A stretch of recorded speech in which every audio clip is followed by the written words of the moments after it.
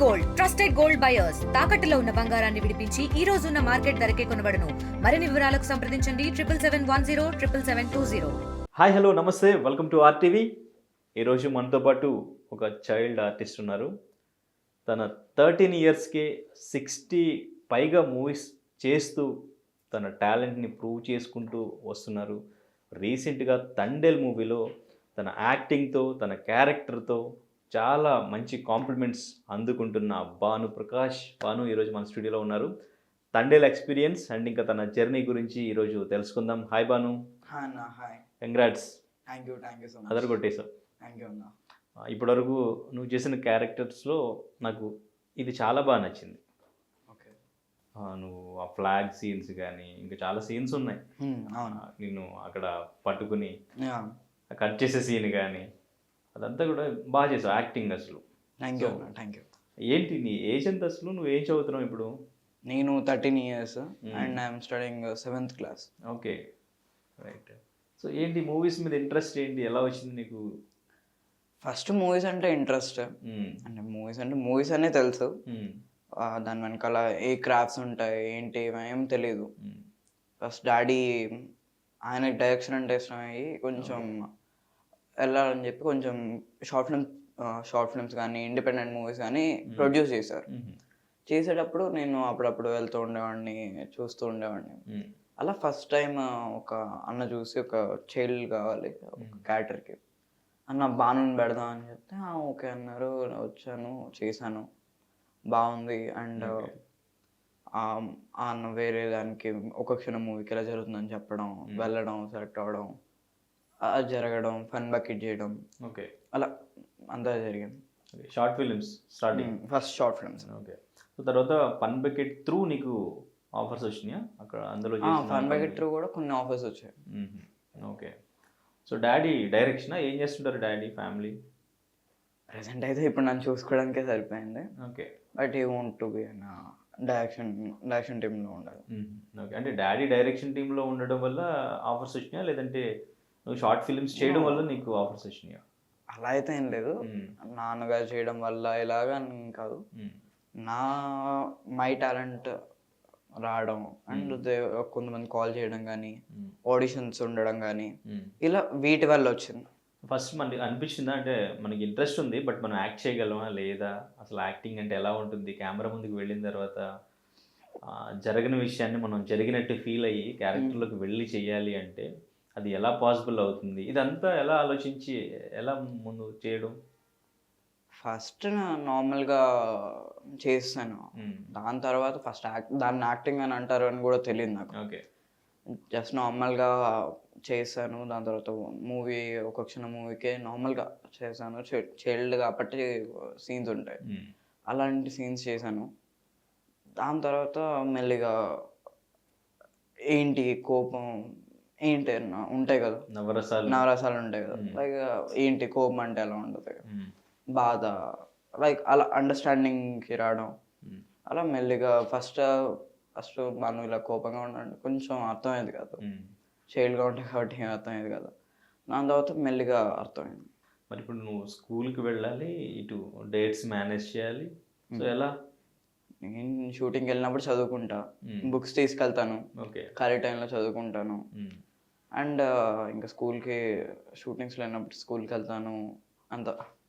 మరి ఇప్పుడు అంటే మనం బాగా చదువుకోవాలి, చదువుకుని ఏదైనా మంచి జాబ్ లాంటిది ఆర్ బిజినెస్ లాంటిది చేయడానికి మంచిగా చదువుకోవాలి అనే థాట్లో ఉన్నాం. లేదు మనకి పెద్దగా చదువుకోకపోయినా ఇప్పుడు మనం మూవీస్ చేస్తున్నాం, మూవీస్లో మనం క్లిక్ అవుతాం, డెఫినెట్గా మనకి ప్లాన్ బి ఉంది అనే మైండ్ సెట్ వచ్చిందని?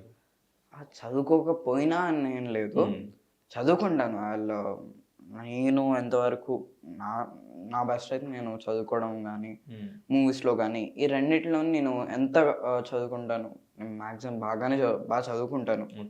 సో దాని వైపు అది, దీని వైపు ఇది. ఓకే. సో ఫ్రెండ్స్ ఏమంటుంటారు? తండేలు చూసారా మీ ఫ్రెండ్స్? చూసారు, కొంతమంది కామెంట్ ఏమైనా చేస్తున్నారా? కామెంటింగ్ ఏం చేయరు, అలాంటి నార్మల్గా బాగా చూసాను, బాగా చేసావు, షార్ట్స్ ఇలా బాగున్నాయి ఇవి అనుకొని చెప్తా ఉంటారు. ఓకే. సో ఇప్పటివరకు 60 మూవీస్ పైగానే చేస్తావు కదా. First movie Okka Kshanam, Allu Sirish. Okay, right. Star heroes ఎవరెవరితో చేసావు? చిరంజీవి గారితో తప్ప చాలా వరకు అందరితో చేశాను. ఓకే, అంటే కాంబినేషన్ కాంబినేషన్స్ అంటే ఆయన వాళ్ళ మూవీస్లో చేసా. కాంబినేషన్స్ అంతగా ఎక్కువగా అందరితో పడలేదు, కొంచెం తక్కువ మెంబర్తో పడింది. ఓకే, నువ్వు అంటే ఎక్కువ కంఫర్ట్గా ఫీల్ అయిన హీరో ఎవరు? అలా ఏం లేదు, అందరూ కంఫర్ట్గానే ఉంటారు. బట్ చెప్పాలి అంటే అందరూ కంఫర్ట్గానే ఉంటారు మ్యాక్స్. నాగ చైతన్య గారు, ఓకే, వీడి గారు. ఇప్పుడు స్కూల్లో ఒక టీచర్కి మాస్టర్కి ఎలా భయపడతావో, సెట్లోకి వెళ్ళిన తర్వాత డైరెక్టర్ కూడా అట్లాగే భయపడతావా? అలా ఫీల్ అయిన డైరెక్టర్ ఎవరు ఉన్నారా? భయపడిన డైరెక్టర్స్ ఎవరు లేరు అన్న. నేను చెప్పాలంటే ఒక గురువు అంటే ఒక భయం ఉండదు. మీన్స్ టీచర్స్ అంటే మనకి భయం ఉండదు. అదొక ప్రేమ అని చెప్పాలో లేకపోతే అది ఏమని చెప్పాలో తెలియదు, కానీ ఒక భయం భక్తి అని అంటారు కదా. భయం కాకుండా భక్తి అదొక ఇది ఉంటుంది కదా, అలాంటిది డైరెక్టర్ గారి దగ్గర ఉంటుంది, లేకపోతే టీచర్స్ దగ్గర ఉంటుంది. ఓకే, ఫస్ట్ నుంచి నీకు కెమెరా ఫియర్ అనేది ఉందా లేదంటే మధ్యలో పోయిందా? మధ్యలో పోయింది. ఫస్ట్ లో కొంచెం లేదు కానీ, బట్ ఎక్కువగా లైట్స్ ఒక ఫ్యూ మూవీస్ వరకు చేసిన తర్వాత ఒక్క క్షణం కూడా లేదు. కొంచెం తర్వాత వచ్చిన ఒక 4-5 మూవీస్ చేసిన తర్వాత కొంచెం లైటింగ్ ఇదంతా వేసరికి కొంచెం లైట్ ఫియర్, చిన్న ఫియర్ అయితే ఉంది. దాని తర్వాత అయిపోయింది.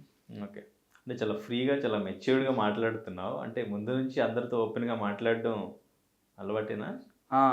ఇంట్రోవర్ట్ చిన్న ఇది ఉంటుంది, వెళ్ళి హాయ్ అంటే నార్మల్గా చిన్నగా మాట్లాడతాను. బాగా దగ్గరగా అయితే బాగా క్లోజ్గా ఉంటే అప్పుడు ఇంకా ఎక్కువగా మాట్లాడతాం. Okay, right. KGF 2లో ఎట్లా తీసుకున్నారు ప్రశాంత్ నీల్ గారు? ఆడిషన్స్ బెంగళూరులో ఆడిషన్స్ జరుగుతున్నాయని తెలిసింది, వెళ్ళా ఆడిషన్ ఇచ్చా, సెలెక్ట్ చేశారు. ఓకే, అలా మూవీ జరిగింది. KGF 2 ఇప్పటికి గుర్తు తెచ్చుకుంటే ఏమనిపిస్తుంటుంది? అసలు నేనేనా చేసింది అని గుర్తు. లైక్ ఎందుకంటే అందరూ కన్నడ, అందరు చాలామంది చైల్డ్ ఆర్టిస్ట్ ఉంటారు, చాలామంది చైల్డ్ ఆర్టిస్ట్లో అందరూ కన్నడ వాళ్ళు, నేను ఒకనే తెలుగు వాడిని, అదొక నేనేనా సెలెక్ట్ అయింది. అండ్ నాకు డైలాగ్ పడడం కానీ ఇవంతా ఒక యాదృచ్ఛికంగా ఫీల్ అవుతాను నేను. ఓకే, సెట్లో ఎలా ఉండింది అప్పట్లో యశ్ గారితో కానీ ప్రశాంత్ నీల్ గారితో కానీ? చాలా ఫన్నీగా ఉండేది.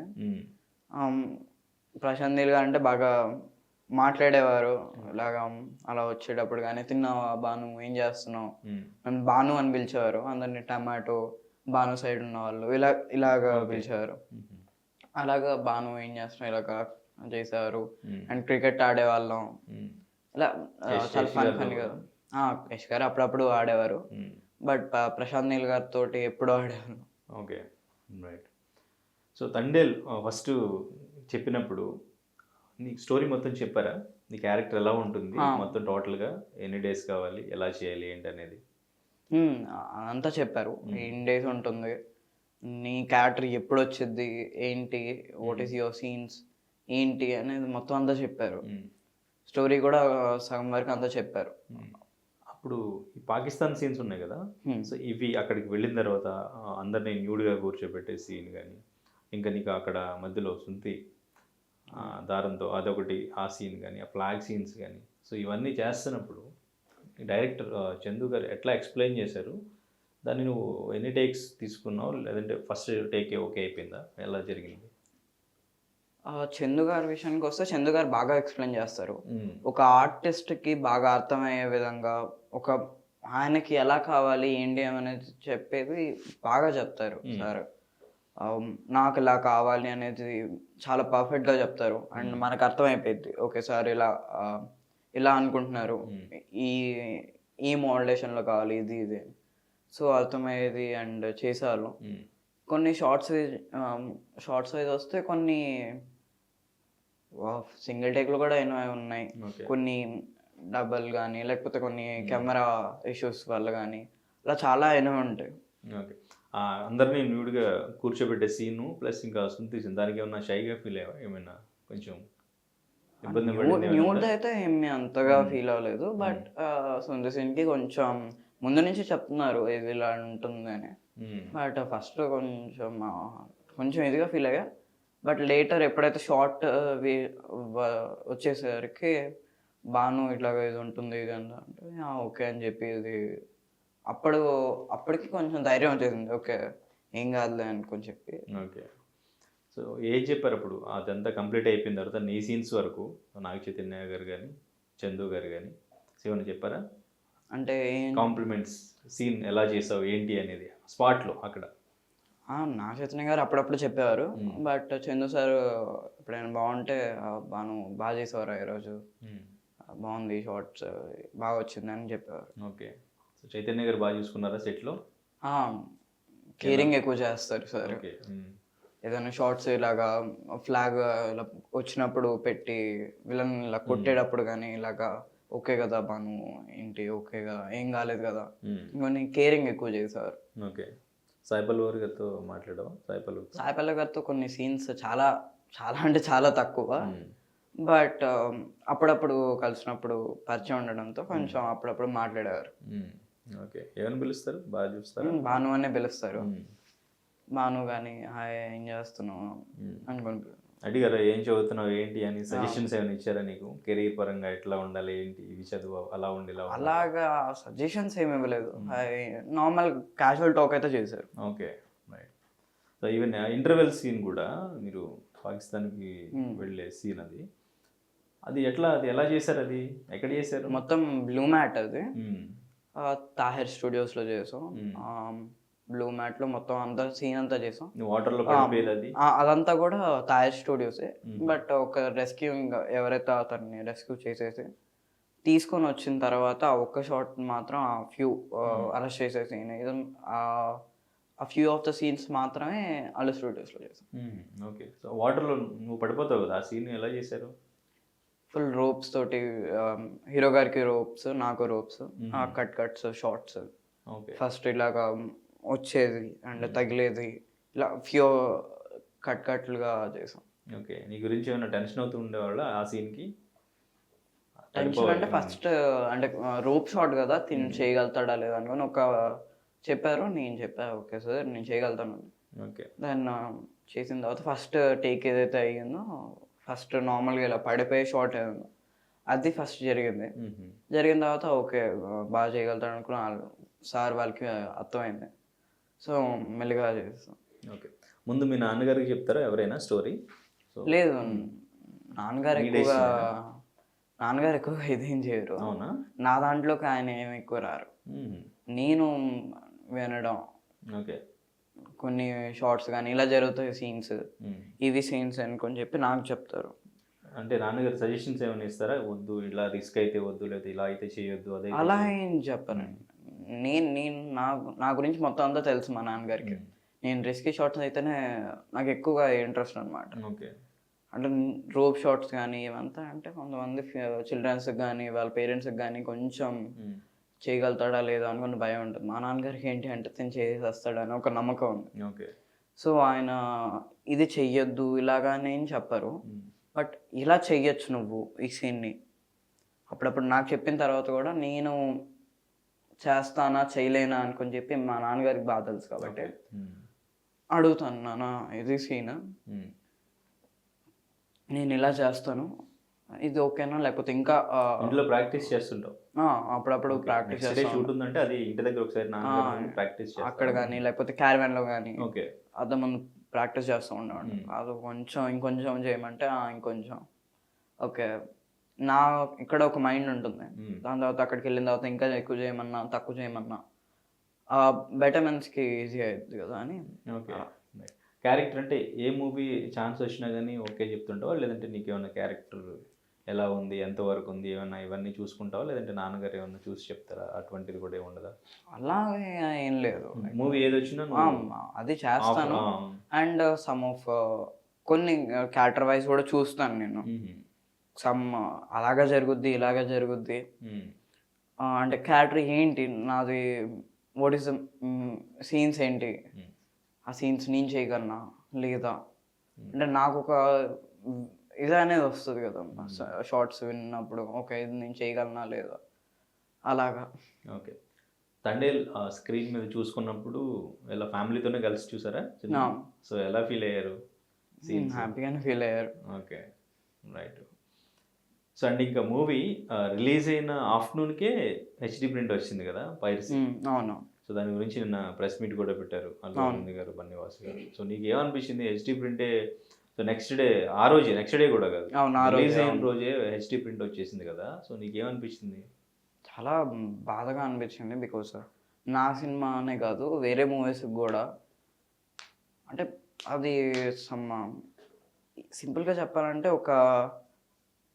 ఒక ఫ్యూ మెంబర్స్ కానీ, ఒక బాగా చదువుకునే స్టూడెంట్ ఒక బాగా చదువుకొని ఒక ఎగ్జామ్ ఉంటే దానికి ప్రిపేర్ అయ్యి రాస్తూ ఉంటే, వేరే వాళ్ళు రాని వాళ్ళు ఇలా కాపీ కొట్టేసి వాళ్ళు ఇంకొకరికి చిట్టీస్ రాసి చిట్టీస్ ఇస్తే అది ఎంత పెయిన్, ఎంత ఇది ఉంటుందో అలాగే ఇది కూడా జరుగుతుంది. ఒక మంచి సినిమా, ఒక మంచి ఇది, దాని వెనకమాల చాలా చాలా మంది కష్టపడతారు, ఎడిటర్స్ కానీ చాలామంది కష్టపడతారు. ప్రతి క్రాఫ్ట్ ఇదవుతేనే ఒక మూవీ వస్తుంది. అలాంటిది అంత పెద్ద మూవీ ఇదంతా జరిగి, నాట్ ఓన్లీ మా సినిమానే కాదు, గేమ్ చేంజర్కి అలాగే జరిగింది, చాలా మూవీస్కి, ప్రతి మూవీస్కి అలాగే జరుగుతుంది. సో అందరూ చూసి, నేను మొన్న గుడికి కూడా వెళ్ళాను తిరుపతికి అని చెప్పచ్చో లేదో కానీ, అక్కడ పోలీస్ ఆఫీసర్స్ కానీ నార్మల్గా కూర్చొని అలాగ చూస్తూ ఉన్నాను. పక్క నుంచి తండేల్ సౌండ్ అని పడుతుంది, ఏంటబ్బా అనుకొని చెప్పి చూస్తే తండేల్ సినిమా పైరసీ చూస్తున్నారు. అంటే నాకు ఏమని చెప్పాలో అర్థం కావట్లేదు. అంటే పైరసీ చూడొద్దు అని చెప్పాలా, అంటే చూడొద్దు అనుకుని నేను చెప్తే వాళ్ళు వినరేవారు కాదు. అంటే వాళ్ళకి ఏం చెప్పాలో, వాళ్ళు చూసిందే కాకుండా అరే సినిమా బాగుంది చూడండి అనుకొని చెప్పి థియేటర్స్లో చెప్తే అదొక మేలు, మాకు ఇంకా హ్యాపీగా ఉంటుంది. అలాంటిది పైరసీ బాగుందిరా, అవి టెంట్ బాగుంది, ఇది బాగుంది, సౌండ్ క్వాలిటీ బాగుంది, వెళ్ళి చూడంటే అది వేరు. అది చాలా నాకెంతో చాలా బాధగా అనిపిస్తుంది. ఎందుకంటే ఒక మా సినిమాని కాకపోయినా, మేముండే మొత్తం ఫిల్మ్ ఇండస్ట్రీ మా ఇదే కాకుండా ప్రతిదీ చేయడం అలాగా చాలా అంటే చాలా బాధగా అనిపిస్తుంది. మీరైతే చూడకండి. దాని వెనకమాల ఒక సినిమా చేయడానికి దాని వెనకమాల ఎంతో కష్టం అనేది ఉంటుంది. 24 క్రాఫ్ట్స్ అంటారు. 24 క్రాఫ్ట్స్ వాళ్ళంతటికి వాళ్ళు స్ట్రెంత్ పెట్టి ప్రతి క్రాఫ్ట్ వాళ్ళు పెడితేనే ఒక మూవీ అనేది వస్తుంది. ఒక మంచి మూవీ రావడానికి ఎంతో కష్టం ఉంటుంది దాని వెనకమాల.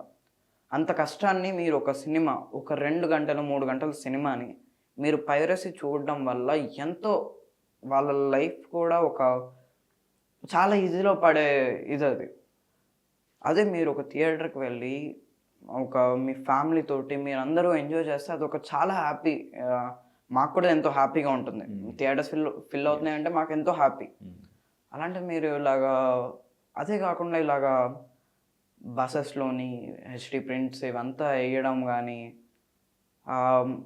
ఫస్ట్ చూడగానే మాకు షాక్ అనిపించింది. ఏంటిది, మాకు ముందు నుంచి ఒక చిన్న ఇదైతే అనిపించింది, గేమ్ చేంజర్కి కూడా ఇలాగే అయ్యింది. రాగానే ఫస్ట్ మేము అప్పుడు గేమ్ చేంజర్ వచ్చినప్పుడు కూడా మేము షూట్లోనే ఉన్నాం, తండేల్ సినిమా. చిన్న భయం అయితే అనిపించింది, ఏంటి మన సినిమా కూడా ఇలాగే వేస్తారా ఏంటి ఏమనుకున్న చిన్న భయం అయితే అనిపించింది. మాట్లాడారా అప్పుడు అల్లు అరవింద్ గారు, బన్నీవాస్ గారు? అప్పుడు మేము లేము, బన్నీవాస్ గారు వీళ్ళు మాట్లాడుకునేటప్పుడు మేము లేము. బట్ మాకు రిలీజ్ అయ్యేటప్పుడు మేము ఉన్నాము, షూట్లో ఉన్నాము. చిన్న భయం అయితే అనిపించింది, మన సినిమా కూడా ఇలా పడితే ఏంటి అని. బట్ చైతన్య గారికి ఉండిందా భయం ముందు నుంచి? చైతన్య గారు అదంతా చూడలేదు. ఫస్ట్ మా చైతన్య గారు కాకుండా ఇంకెవరైతే ఉన్నామో నార్మల్గా మాట్లాడుకుంటా ఉంటే ఇన్స్టాగ్రామ్ స్క్రోల్ చేస్తూ ఉన్నప్పుడు చూసాము ఇలాగా హెచ్డి ప్రింట్ వస్తుందని. అరే ఏంటిది, మన సినిమానే కాకుండా ప్రతి సినిమా కూడా ఇలాగే వద్దా ఏంటి ఏమనుకొని చిన్న భయం అయితే అనిపించింది. సో మీరు చూడకండి, స్టాప్ చేయండి. ఒక theatre me near by theatres చాలా ఉన్నాయి, పీవీఆర్ కానీ లేకపోతే బడ్జెట్ ఫ్రెండ్లీలో కావాలంటే చాలా ఫిలిమ్స్, చాలా థియేటర్స్ ఉన్నాయి. అక్కడికి వెళ్ళి మీరు కూడా మీ ఫ్యామిలీతో ఎంజాయ్ చేయండి.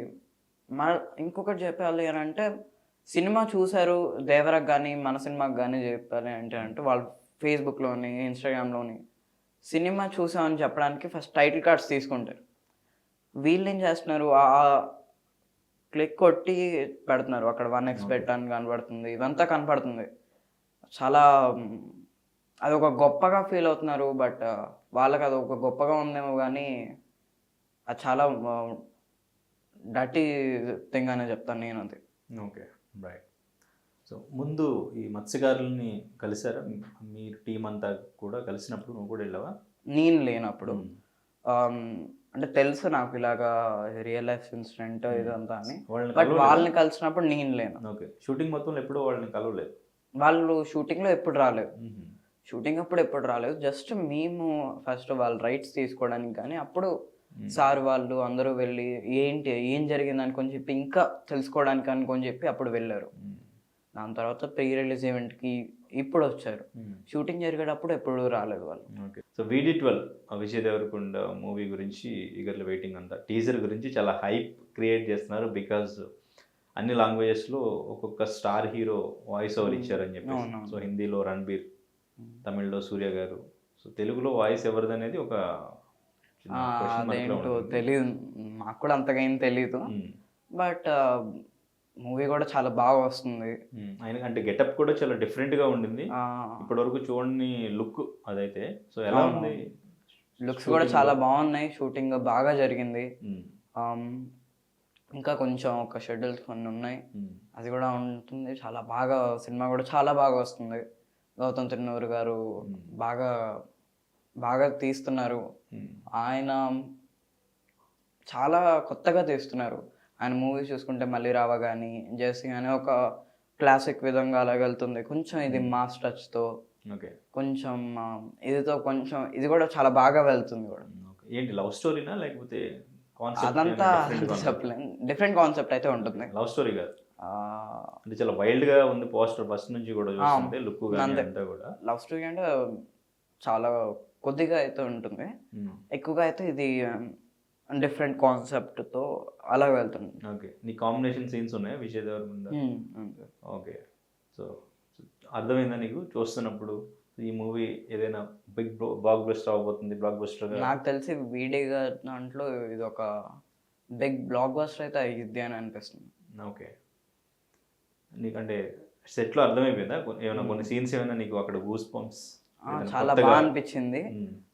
వీడి గారి యాక్టింగ్ వల్ల కానీ, కొన్ని షూట్ చేసేటప్పుడే కొన్ని బ్యాక్గ్రౌండ్లో దానికి సింక్ అయ్యి మ్యూజిక్ కానీ వేస్తూ ఉంటారు కదా, అప్పుడే మాకు చాలా బాగా అనిపించింది. ఆ టేకింగ్ కానీ కెమెరామ్యాన్ గారు కూడా బాగా చూపించారు. సో ఆ షార్ట్స్కి ప్రతిదీ మానిటర్లో చూస్తుంటే ఒక ఫీల్ అయితే చాలా బాగా. క్యారెక్టర్ అంతా వైల్డ్ ఉంటారా?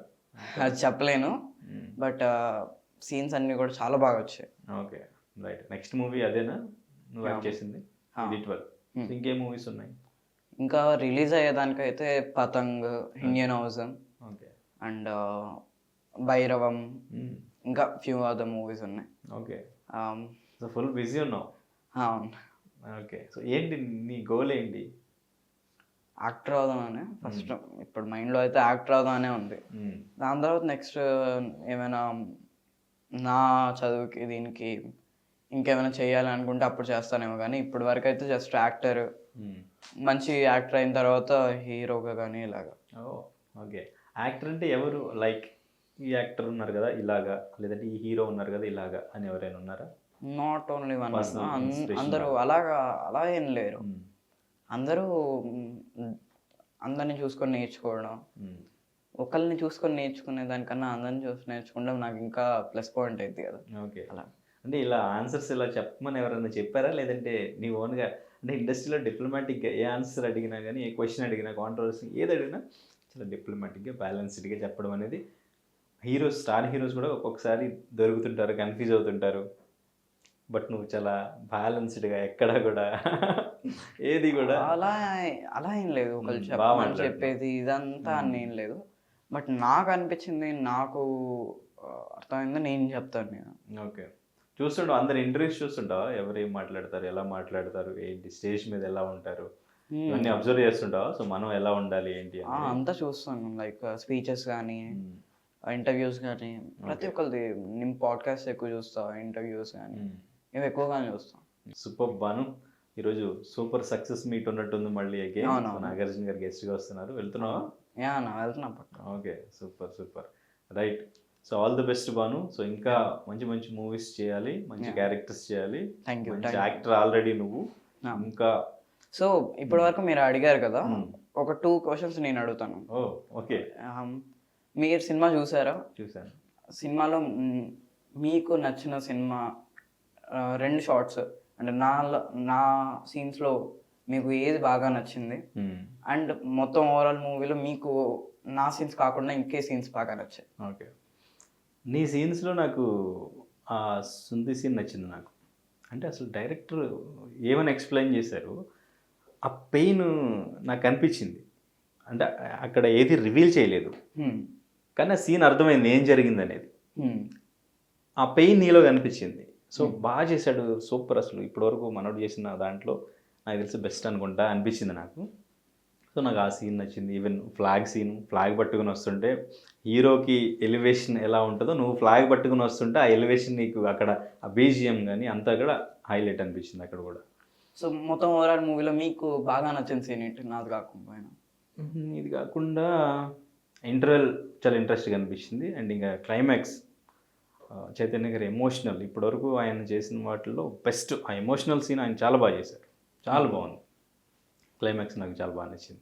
మీ ముందు నుంచి అనుకుంటా ఉన్నా ఈ సీన్ అందరూ ఏడుస్తారు, చాలా ఇదవుద్ది అని చెప్పి. అప్పుడే ఒక పీక్గా అనిపించింది అనమాట. మాకే ఏడుపు వచ్చింది చైతన్య గారి acting. Right. So anyways all the best. Thank you so much. మరిన్ని వీడియోస్ కోసం ఛానల్ ని సబ్స్క్రైబ్ చేయండి. లేటెస్ట్ అప్డేట్స్ కోసం వాట్సాప్ ఛానల్ ని ఫాలో అవ్వండి. అండ్ లింక్ డిస్క్రిప్షన్ లో ఉంది.